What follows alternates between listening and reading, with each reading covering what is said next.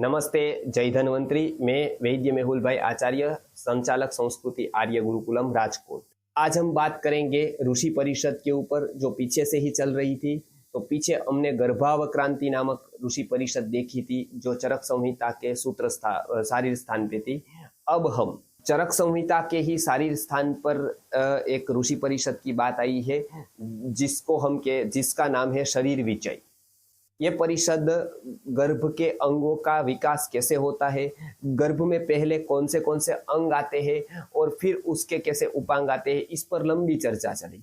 साथ साथ में बाल मृत्यु की, अकाल मृत्यु की भी बात हुई, आयुष्य की भी बात हुई। तो ये सारी चर्चाएं जो पुनर्वसु आत्रेय का आश्रम था, वहीं पर परिषद का आयोजन किया गया था। इस परिषद में, जैसे कि हमने पहले ही बताया था कि एक परिषद में ऋषि मुनि भाग लेते थे, तो इस परिषद में भी धन्वंतरी मुख्य थे, यानी कि जो दिवोदास धन्वंतरी जी थे, तो वो मुख्य रूप से यहाँ पर थे। और साथ में कुमारशिरा भारद्वाज है, कांकायन है, भाद्रकाप्य है, शौनक है, बड़ी से जनक विदेही है, मरीचि काश्यप है। इस तरह के बहुत सारे ऋषि मुनियों ने इस परिषद में भाग लिया था।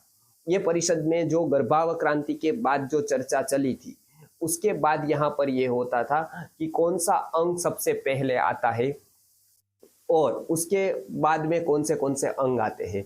तो अलग अलग ऋषि मुनियों ने उसमें तर्क के आधार पर अपने अपने विचार रखे। उसमें जैसे कांकायन ने रखा कि हृदयम पूर्वम आगच्छति, यानी हृदय पूर्व आता है क्योंकि चेतना अधिष्ठानत्वाद।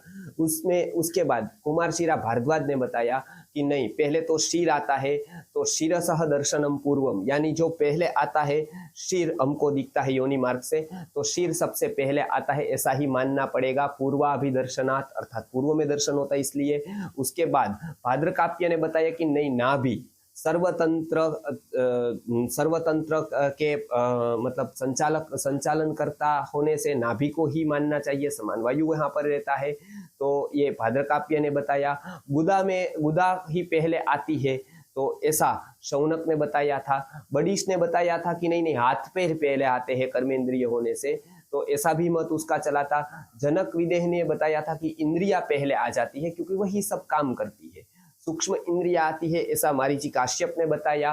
तो इस तरह के सभी ऋषि मुनियों ने अपने अपना पक्ष रखा कि पहले कौन सा अवयव आता है। उसके बाद जो अंतिम में जो प्रस्थापन था, जो उपसंहार था, वो धन्वंतरी ने किया। और धन्वंतरी जी ने बताया कि जैसे बच्चे से लेकर मनुष्य का सब अंग क्रमशः विकसित होता है। पहले जब छोटे से छोटा बच्चा होता है, तब वो अंग पांग सब विकसित होकर ही आता है और उसके बाद वो सभी अंग प्रत्यंग बढ़ते जाते हैं। उसी तरह से जो घनन और कल स्वरूप में जो गर्भ होता है, उसमें सर्व अंग की अवस्थिति होती है, धीरे धीरे वो अभिव्यक्त हो जाती है। तो सर्व अंग और उपांग एक साथ 3 महीने में आते हैं और उसके बाद सूक्ष्म जो अभिव्यक्तियां होती है, और हृदय की 4थे महीने में, मन की 5वें महीने में, 6ठे महीने में बुद्धि की होती है। इसके लिए सब एक ही साथ अंग प्रत्यंग आ जाते हैं, ऐसा जो सिद्धांत था वो धन्वंतरी जी ने प्रस्थापित किया। ये परिषद का ये सार रूप भाग रहा। अब आगे इसके लिए इसका नाम भी, इस परिषद का नाम भी शरीर विचय ऐसा रखा गया कि शरीर की अवक्रांति कैसे होती है, वो उसकी बात इस पर की गई।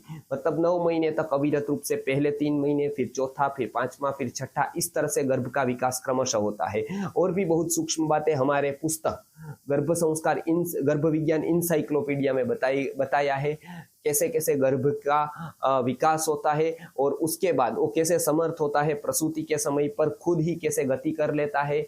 और सबसे महत्वपूर्ण बात, कभी कभी जो बाल मरण हो जाता है, बच्चा मर जाता है, तो किस किस कारण से मर जाता है, उसकी भी बात वहां पर चली। तो उसमें ये भी चला कि काल मृत्यु और अकाल मृत्यु। कोई कहता है कि पहले से सब कुछ निश्चित है, तो मौज करो, खाओ पियो और जो चाहे वो करो, लेकिन हम तो जीने वाले हैं। तो ऐसा नहीं है। यहाँ पर बताया कि मृत्यु काल पर भी आ सकती है, अकाल पर भी आ सकती है। जैसे कोई एक जहर खा ले अभी, तो अभी उसकी मृत्यु आ जाएगी, वो अकाल मृत्यु कहा गया है। तो फिर काल मृत्यु किसको कहेंगे? तो जब काल पूरा हो जाएगा, काल कितना माना गया है? 100 साल का काल यहाँ पर माना गया। आयुष्य परिमित 100 साल मनुष्य का इस युग में माना गया है। तो इस तरह से इस युग का काल परिमाण 100 साल यहाँ पर निश्चित हुआ। और उसके बाद जो अकाल पे भी मृत्यु हो जाती है तो मिथ्या आहार और विहार से भी हो सकती है। इसके लिए आज जो हम देखते हैं कि शायद ही कोई 100 साल जीता है, लगभग 40, 50, 60, 70 में सब चले जाते हैं। क्यों? क्योंकि हमारा मिथ्या विहार हो गया है, मिथ्या आहार हो गया है, प्रज्ञापराध रोज हो रहा है। इसके लिए आयुर्वेद के सूत्र यदि वहां पहुंचेंगे, आयुर्वेद के सिद्धांत पहुंचेगा, आयुर्वेद का विज्ञान पहुंचेगा, आयुर्वेद की औषधियां पहुंचेगी, विभिन्न प्रकार के रसायन प्रयोग वहां पर पहुंचेंगे, तो वर्ष शत यानी कि 100 वर्ष तक व्यक्ति स्वस्थ रूप से जी सकेगा।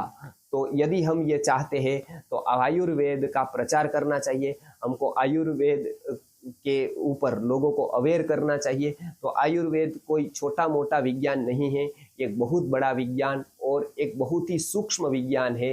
ये लोग जानेंगे तब वो आयुर्वेद को पहचान कर अपने को स्वस्थ रख पाएंगे और दूसरों को स्वस्थ रखने में मदद कर पाएंगे। वही सच्चा धर्म है और वही सच्चा धर्म कार्य है। नमस्कार, जय धन्वंतरी।